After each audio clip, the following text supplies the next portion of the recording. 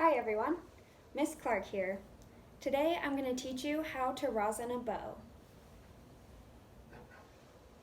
Now remember, whenever you pick up or carry your bow, try not to touch the horsehair because the oils on your hands can damage it and make it hard to make sound when you play on the strings. This tutorial is going to be for violin, viola, and cello players because they can all use the same type of rosin. Basses have much thicker horsehair, so they need a much thicker rosin to place on their bows. I'm just going to show you a couple different types of rosin that you could be using.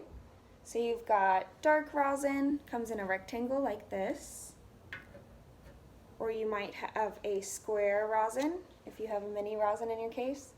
This one's all scratched up, which is not great. And then there's also magic rosin, is another of the many types. And this rosin is just very pretty. It's like a work of art, but that you can apply to your horsehair and then make sounds of art. So once you have your rosin ready, whichever rosin you have, make sure it says violin, viola, cello somewhere on your rosin before you use it. And you're going to hold your rosin in your left hand. See, this is my left. Okay, because you always want to rosin with your right hand so you can practice your bowing. Alright, I have a violin bow here, but obviously you might have a viola or a cello bow, and that is a-okay. The one thing that everyone's going to do, though, is cover the ferrule, which is this silver part here, with your thumb. So just cover the ferrule with the flat part of your thumb there, and the rest of your fingers can just curve over the side, like so.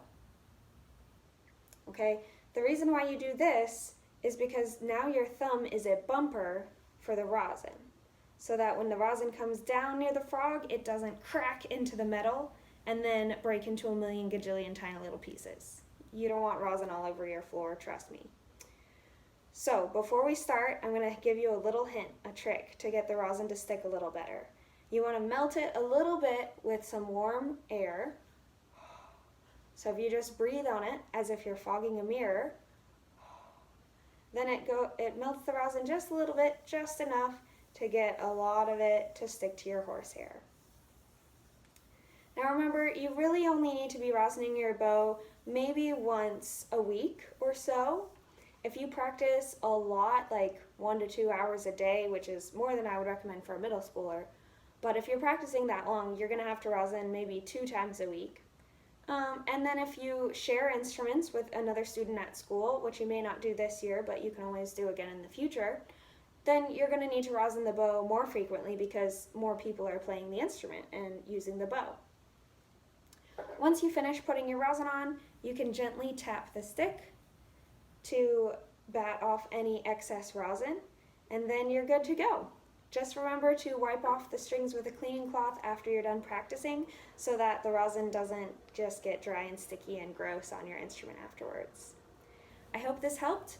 Please leave any comments or questions you have about how to rosin below and like this video.